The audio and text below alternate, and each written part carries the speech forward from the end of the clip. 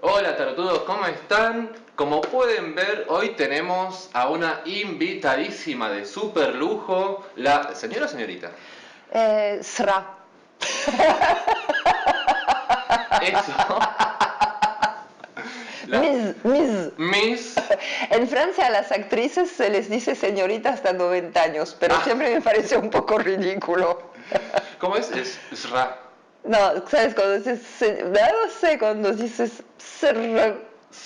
a Sra. la Mariana, así me llaman en la comunidad tanguera de La Francia, la Mariana. Mariana me Bueno, llaman. tenemos acá a la Mariana Costa, así que bienvenida Mariana. Te cambié el nombre, sos Mariana ahora, te argentinizamos. Soy Mariana en Argentina, Marian en Estados Unidos, Mariana en Italia, muy polifacética.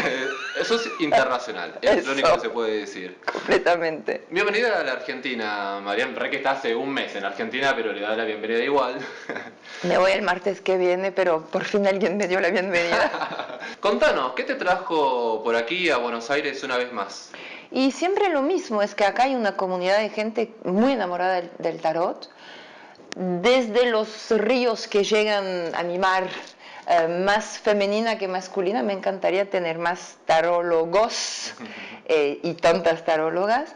Y yo empecé con lo que entonces era un pequeño negocio montado por mi amiga Dalia Walker, que se llamaba Fe. Ahora Dalia está en cosas Ha mucho más, crecido. sí, mucho más increíbles, pero de toda la gente que trabajó allá y que fueron mis alumnos, como Luciana Potenza, Víctor Leni y muchos otros, siempre me he quedado con lazos muy fuertes. Y entonces ahora que Fe y Dalia están como en cosas, seguimos amiguísimos, pero ya no me organizan los cursos, pasé por un periodo también con una plataforma online que se llamaba Animal Espiritual, gente súper simpática, pero ya se fueron de vacaciones, el animal se espiritualizó tanto que se fue a los cielos, y esta vez fue Luciana Potenza quien me invitó, y como tenía una propuesta también en Bolivia, y que nunca había ido a Bolivia, que era una idea un poco rara, y era Bolivia en esa época, pero bueno, pasó, sucedió, fui Pero fue testigo antes de... de todo Sí, lo que claro, sucedió. pero tenía como un presentimiento. Yo no creo mucho en leer el futuro, porque antes que nada no me interesa tanto, no tengo talento para eso y no es no es mi talento en realidad, pero me acuerdo que pensaba, qué bien, voy a volver a Buenos Aires, voy a ver a todos mis amigos, mis amigas, voy a bailar tango, y algo me decía, ojo de no esguinzarte un tobillo, y tenía esa noción de que no iba a poder bailar, y no sabía por qué, y decía, quizás es por la culpa de dejar a mi novio un mes y medio sola en Francia, no sé, y al final pasó lo que pasó, que llegué a Bolivia en el medio de un gran quilombo, que después llegué a Chile porque tenía un acto en Chile Y en otro medio de otro quilombo. quilombo Llegaste en un momento muy movidito en muy Latinoamérica. fuerte, y es interesante porque claro, te preguntas, ¿no? Hice algo mal, me echaron una mano negra, necesito un gato negro y todas esas pavadas, pero creo que la vida es así, que a veces hay que pasar en algunos lugares también por periodos complicados. Y acá, al final de esa gira tan movida, llegó en la primavera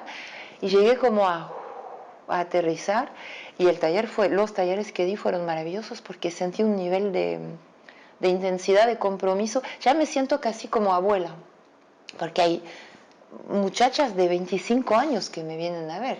Bueno, abuela no, pero podría ser su madre muy fácilmente.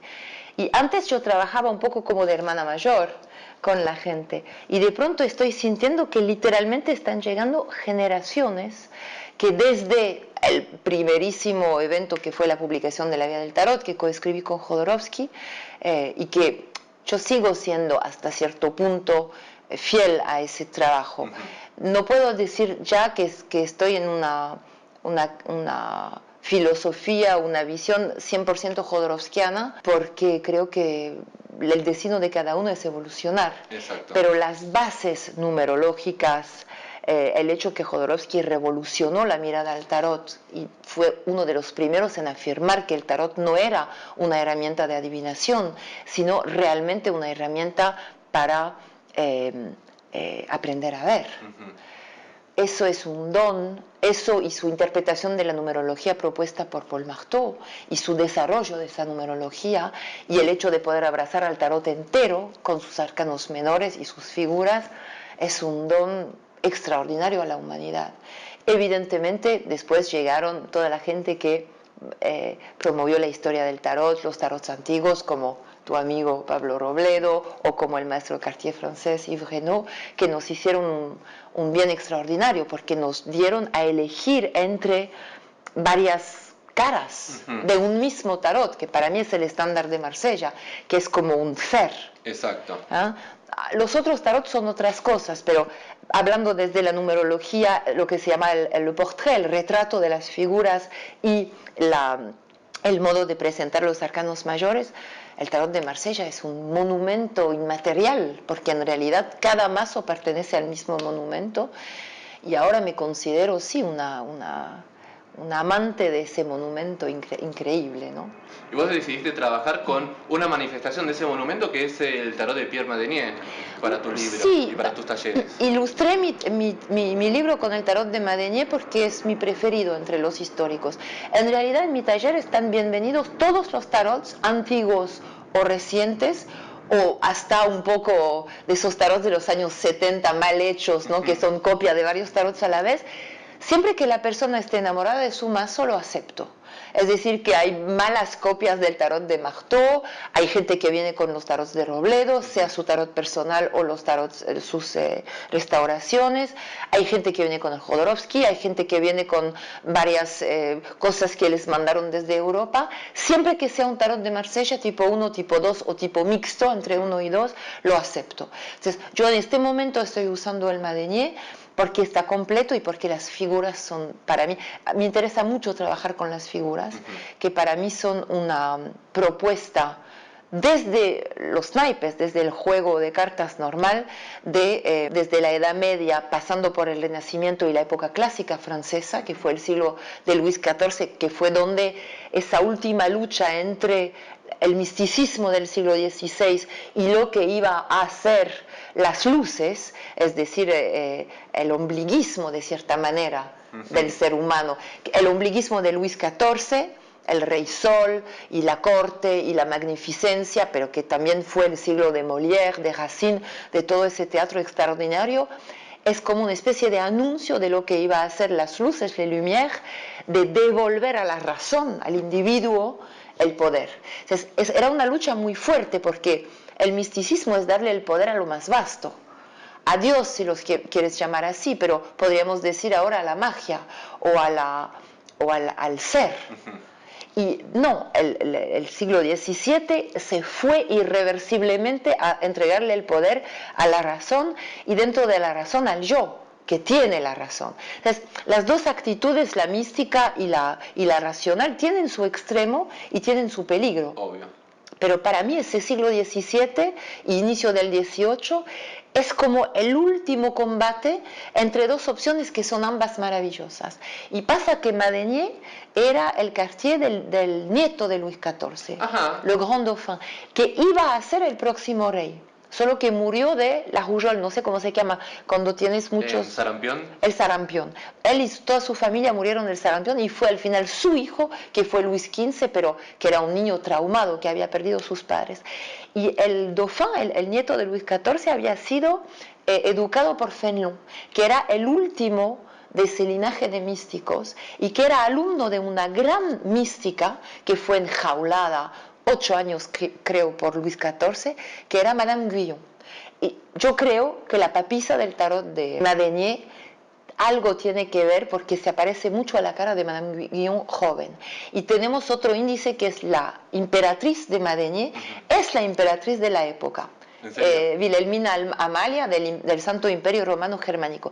Les dije, si copia la cara tan particular con unos ojos así y unas mejillas así, entonces empecé a mirar todas las caras y pensé, posiblemente hay un homenaje a esa gran mística. En muchos tarots históricos, hasta en los Visconti Sforza, la papisa representa una mujer sabia real.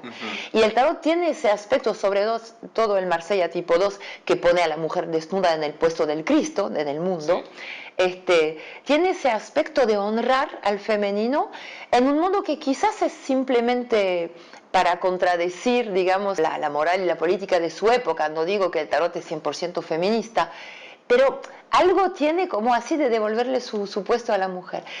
Una de las cosas que amo mucho en el Madení es ese mundo con curvas así de bailarina exótica, es la papisa que es increíblemente linda y las reinas, que son todas las figuras y las reinas que son extraordinarias.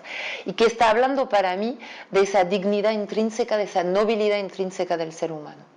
Y me gusta que cites esto, digamos, de la tendencia o el metamensaje feminista, con muchas comillas, usando una terminología anacrónica para el momento, digamos, de que el tarot represente eso, siendo también que todos los maestros carteros que se conocen de esa época, del siglo XVIII y del siglo XVII, son hombres también. Son hombres, pero la mujer tenía un puesto muy importante, porque en realidad el término maître quartier significaba simplemente que tenías el título de maître.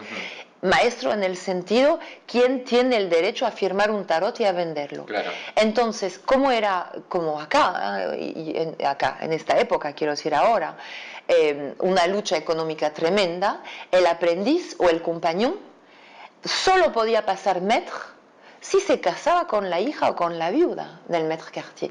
Y en muchos linajes de Cartier fue así, que la mujer era la que tenía el derecho de pasarte el título de maestro, es decir, la posibilidad económica de no trabajar como una bestia para otro. Era un sistema, aparte del compañonage iniciático, que según lo que yo sepa en las búsquedas que hice, no fue activo en el tarot. Es decir, que posiblemente como lo propuso el Cartier Jean-Claude Flornoy, había una influencia del compañonage iniciático en el tarot, pero para mí es más como una influencia tardía de la masonería, desde el siglo XIX, que hizo retomar las imágenes del tarot desde los conceptos forjados por la masonería. Pero no se puede establecer un lazo histórico entre el compañonage de los carpinteros, de los que realmente ponían símbolos iniciáticos en su trabajo, y el tarot como tal. Pero era un ambiente, es como que ahora me acaban de regalar un mate que tiene un Om y unos símbolos de la India. Claro. No es que el mate como tal es vedántico, ¿me entiendes? Pero sí influencia constantemente. Exactamente.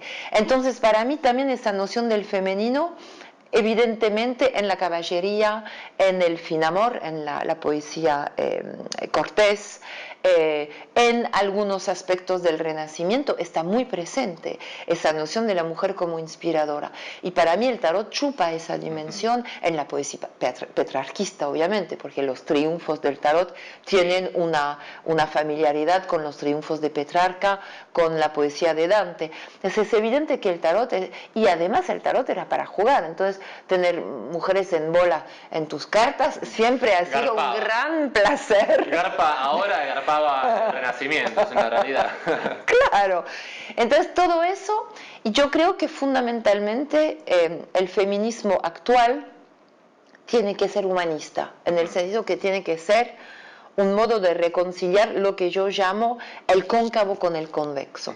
Y en ese sentido no creo, por ejemplo, que el tango argentino sea machista. Yo creo que el tango auténtico es intensamente humanista. Me van a odiar algunas feministas extremistas, pero estoy dispuesta a conversar con ellas. Y en ese sentido el tarot, siendo humanista, es necesariamente feminista. Todo lo que es, según mi parecer, alguien puede no estar de acuerdo conmigo, pero el humanismo real siempre es feminista y el feminismo real siempre es humanista, porque estamos hablando del baile entre dos polaridades. Y en este sentido el tarot de Marsella es extraordinario. ¿Y cuál es tu visión, digamos? Estamos hablando de la influencia mística que desde el siglo XVII recogió de lo que quedó del misticismo del siglo XVI, sí. Pero también en el siglo XIX en Francia hay un rebrote, un revival ocultista, sí. A través de Eliphas Lévis, sí. Papus, digamos, todo lo que es el hermetismo de corte de Rosacruz, sí. Y martinista. Sí. ¿Cómo pensás que eso influenció lo que es la concepción del tarot y que hasta Jodorowsky, quizás otros autores no tan reconocidos, perduró en el imaginario, sí. De asociar el tarot como algo oscuro, vinculado a la magia, a la brujería, y con órdenes secretas lúgubres? Sí. Yo, la verdad, no tengo, es una cuestión de gusto. Hay quien toma el mate amargo, quien lo toma azucarado, con o sin naranja, con o sin yuyos. Honestamente, el perfume del ocultismo nunca me ha gustado. Hay algo que ahí que no es de mi gusto. Simplemente es como, tampoco me gusta la música brasileña, ¿qué hacemos? Cuando escucho cantar en brasileño me hace como así. Pero no digo que no vale nada, no es mi cosa. Yo no me puedo sentar, tuve un amante brasileño que me hacía escuchar canciones brasileñas, lo tuve que dejar, no podía, para mí era imposible. Pero claro, es una maravilla, es divina la música brasileña, objetivamente, sí. Pero no es para mí. Lo mismo del ocultismo. Y traté de entender por qué.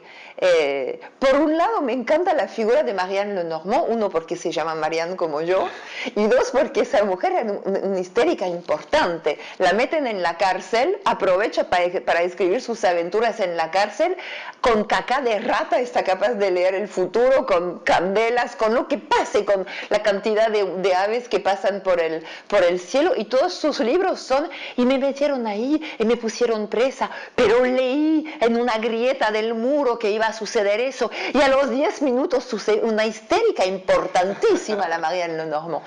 Y claro, el femenino en esa época estaba como encerrado en los corsets, estaba como totalmente aplastado o en trabajos de bajo nivel, con las sirvientes o las obreras violadas, maltratadas, que no tenían ni para comprarse de comer, les preñaban y las abandonaban solas con sus hijos, y las mujeres de la burguesía no tenían un mundo más lindo, porque estaban vendidas a otra familia, te hablo de Europa, para seguir perpetuando el dinero de la familia, ¿no? Claro. Entonces, el siglo XIX es un siglo donde el femenino está tremendamente aplastado y donde se desarrolla la revolución industrial, la ciencia, el cientismo, y claro, y donde empieza a brotar, después de las luces y de ese racionalismo tan feroz, lo que va a ser el renacimiento del misticismo en el siglo XX, con los surrealistas primero, con la New Age, y con ahora, bueno, todo lo que está sucediendo con el redescubrimiento de las espiritualidades orientales, etc.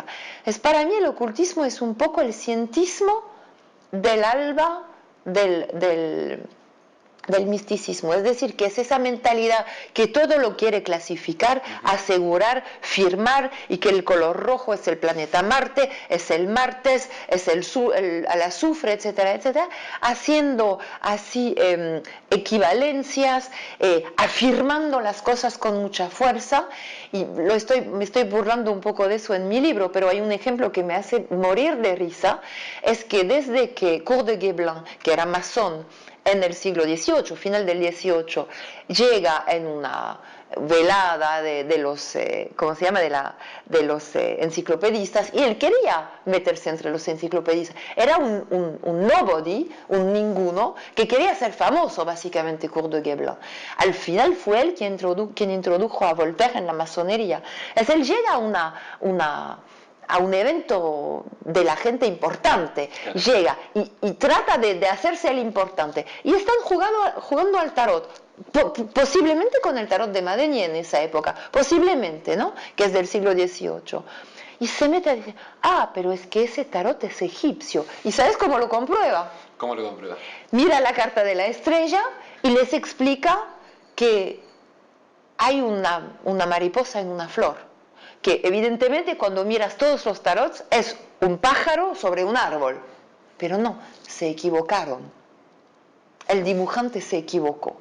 Y la justificación de todo el ocultismo, desde el comienzo hasta el final, para hacer caber el tarot dentro de las locuras del que el tarot es egipcio, de que el tarot es gypsy, de que el tarot es astrológico y lo que sea, es las hermanas de la Cenicienta que le cortan un dedo al tarot para ponerlo en la zapatilla. Entonces, el árbol es un flor y el pájaro es ¿cómo se llama? Una mariposa, pero el tarado del dibujante obviamente se equivocó. Y eso lo vuelves a encontrar en Eliphas Levi y en todos los hijitos de Eliphas Levi. Toda la literatura del siglo XIX sobre el tarot te explica que, ves tú, sí, estás perfecto, solo que esto tendría que ser así y te equivocaste, ¿no? Te hubiera tenido que poner, ¿cómo se llama?, el ganchito en la otra ceja.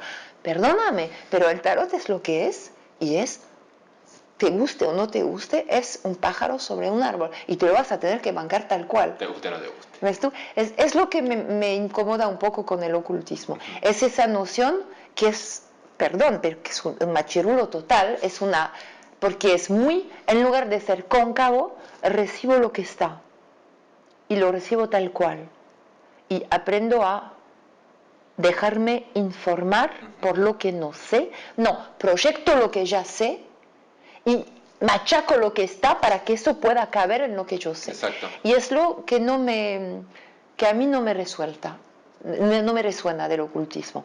Pero el ocultismo todo el movimiento ocultista tuvo un valor increíble en que se fascinó con el tarot. Para mí tenían la intuición de que el tarot era un juego emanando del Renacimiento y de la época de los emblemas, de una época para la cual la conexión entre la imagen, el sentido, la palabra y el número era... La gente sabía o no sabía leer en el inicio de la imprenta, había libros con muchas imágenes, claro. Porque también la gente que no leía tenía que poder acceder a los libros, ¿no? Esa fascinación por las varias maneras de escribir, por los varios alfabetos, por la conexión entre la imagen y el texto, etc.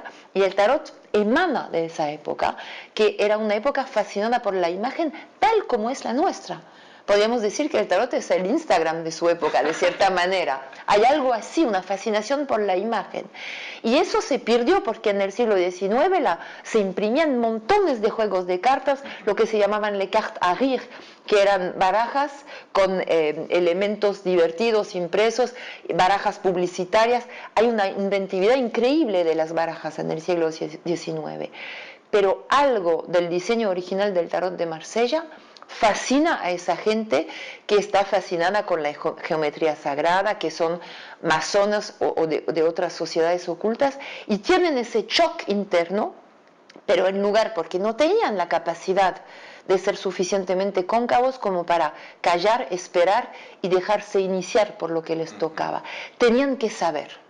Y eso para mí fue en su época era justo, pero estamos muy lejos de eso ahora. ¿Quién todavía? Superado. Sí, superado, no sé. ¿Cómo se dice en español? Me encanta la palabra en inglés outgrown.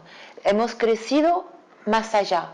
No es que lo hayamos superado en términos... Cada cosa es justa en su época, pero ya no vale para nuestra época. Yo creo que nuestra época es mucho más cercana al Renacimiento que lo es al siglo XIX. Y que lo que nos va a salvar es volver a ese, porque el Renacimiento tenía fascinación por la antigüedad. Es decir, que el Renacimiento no pensaba el progreso, sino que reconocía que había un valor en el pasado. Y nuestra época, de otra manera, con el daño que le estamos haciendo a la tierra, por ejemplo, la agricultura intensiva no se estamos dando cuenta que la agricultura intensiva se equivocó y que en la sabiduría de la agricultura tradicional había un tesoro. De la misma manera que el Renacimiento se fascinó por la Roma antigua, por la Grecia antigua, por el platonismo, etc. Para mí estamos en una época de mundialización, donde en un clic puedes comunicar con alguien que está en Corea, no sé dónde. Entonces hay esa nueva idea del hombre o del ser humano o de la mujer universal, que era una gran idea del Renacimiento, con el esquema de Vitruvio. Del hombre de Vitruvio, que ahora es la mujer de Vitruvio. En mi próximo libro le puse un par de tetas y un triangulito al hombre de Vitruvio. Soy un poco feminista, tengo que serlo, porque ¿Sí soy un cuerpo cóncavo, tengo los órganos genitales ubicados en el interior del cuerpo. Y muchas veces me han